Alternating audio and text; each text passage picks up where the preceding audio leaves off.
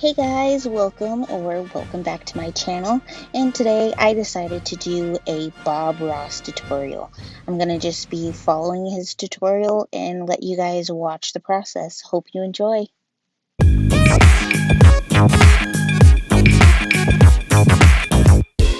So this is the picture that I will be going off of.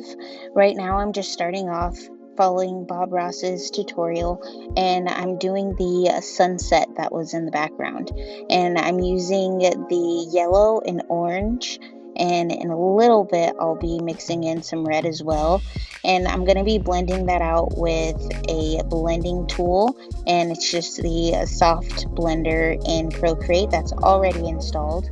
And then I'm also using the flat brush for most of this process because that's one of my favorite brushes to use, even when I'm doing my portrait studies.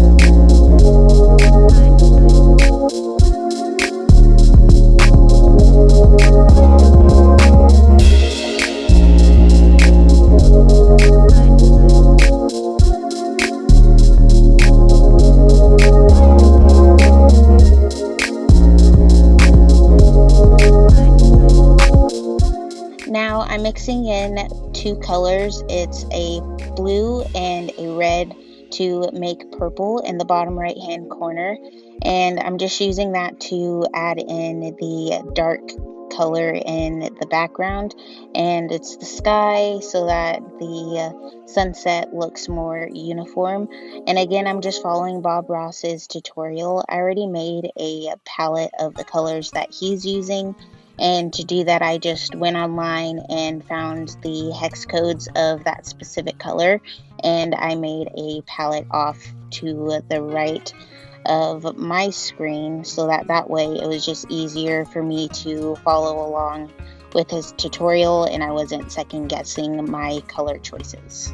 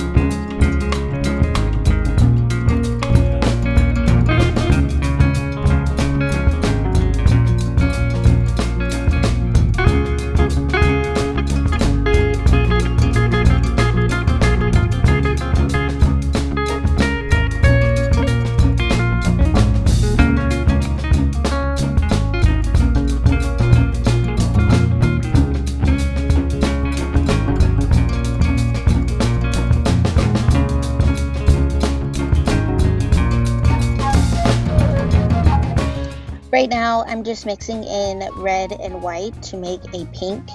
I'm following Bob Ross's tutorial and he's using these two colors to make the clouds.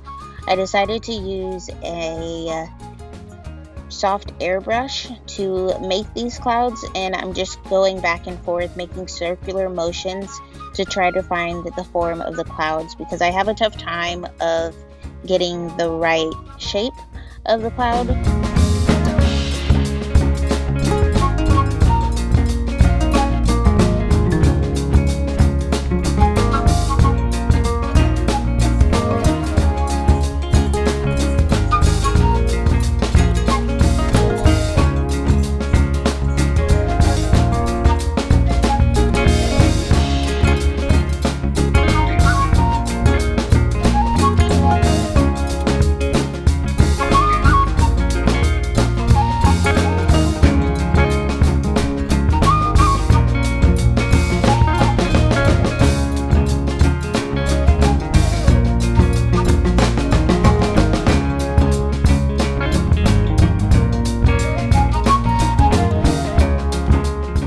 was able to find the cloud brush to make the clouds, and I think that helped out quite a bit. I had a tough time figuring out which section of the brushes it was in, but once I found it, I think I was able to get the form of the clouds, and it made the painting look a little bit better.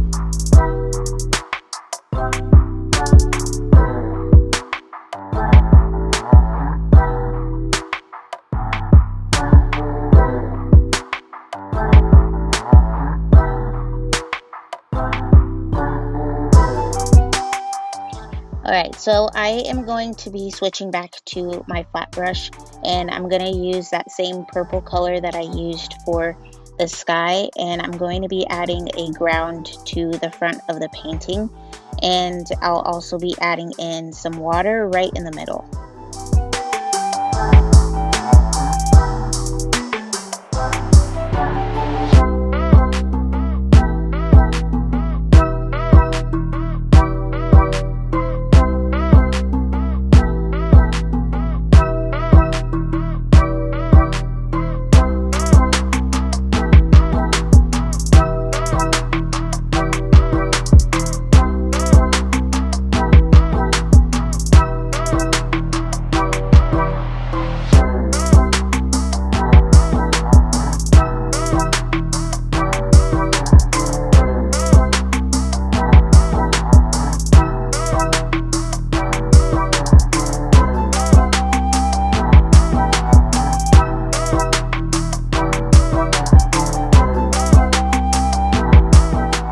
For the mountains, I just lowered my brush size, and now I'm going in sharp strokes to make the points of the mountain. And I wanted to make sure that I really got the shape of the mountain, so that way when I filled it in, it kept its form. And then I'm just going to be filling in the rest of the mountain with that purple tone that I used again for the foreground and also for the sky.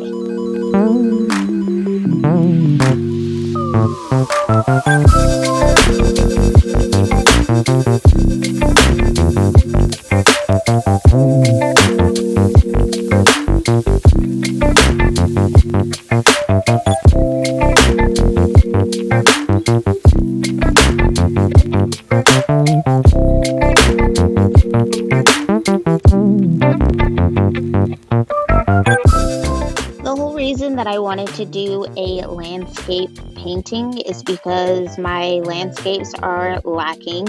I'm always so focused on portraits that when it comes to a background, it never really turns out exactly how I wanted to.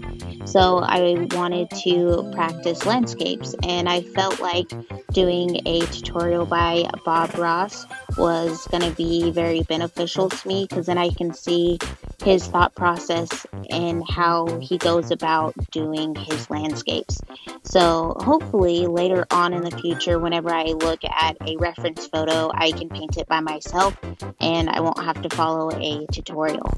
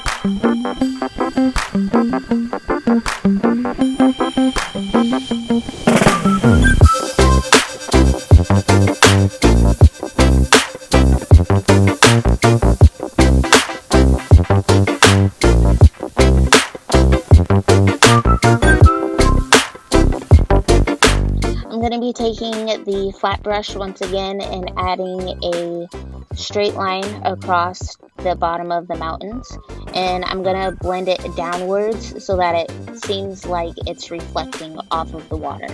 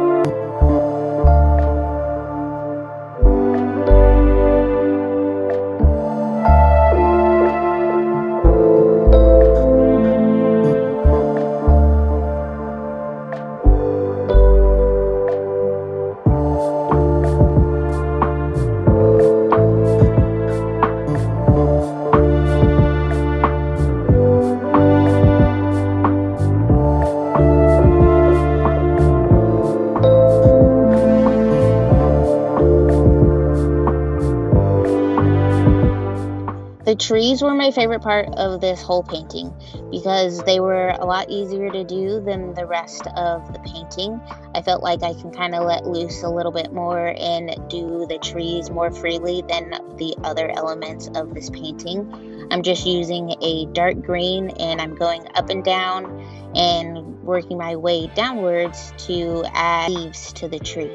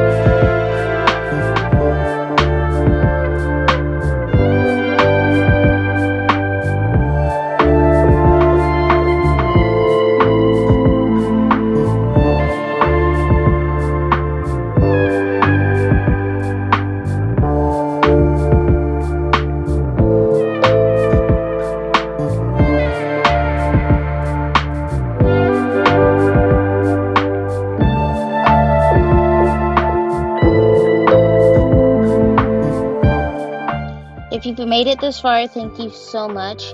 The video is almost over, and I had a lot of fun working on this painting. I hope you guys enjoyed this video, and if you did, please consider subscribing and liking. I'll see you in the next one. Bye.